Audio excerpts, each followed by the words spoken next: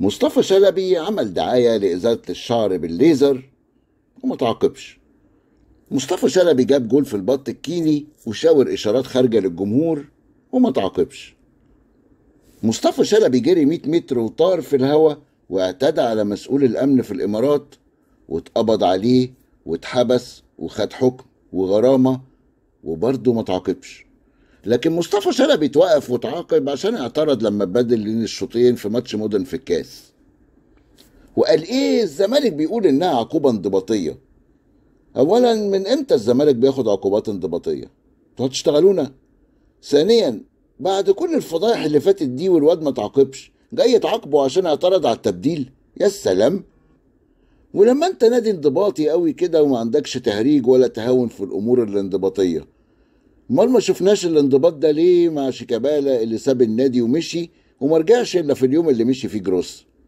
ولا هو الانضباط ليه ناسه ووقته وعلى حسب المزاج؟ بصراحة مش واكلة معايا حكاية الانضباط دي، مش لايقة عليكم. عمركم ما اهتميتوا بأي قرارات انضباطية، ودايما المصلحة هي اللي بتحكم، من أيام هروب فاروق جعفر وعلي خليل، مرورا بدونجا وتجاوزاته انتهاء بقمصة شيكابالا. وعشان انتوا نادي هفق وملكوش في الانضباط، ولاعيبتكم عارفين ان انتوا هفق وملكوش في الانضباط، فالواد راح حط اسود مكان صورته ومسح صفة لاعب في نادي الزمالك من الاكاونت بتاعه. يعني بالبلدي كده مش مستعنيكوا ولا فارقين له. عنده حق الصراحة.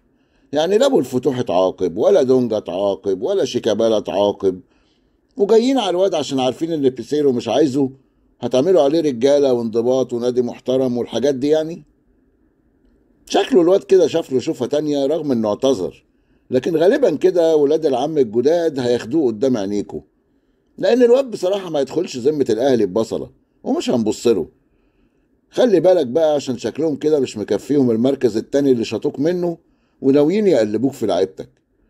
بس ولا يهمك، انت شجع وهلل وفوت براحتك على الاخر، لغاية لما ان شاء الله كده هتلاقي نفسك قاعد جنب ولاد العم القدام، ناس ما عندهاش دم.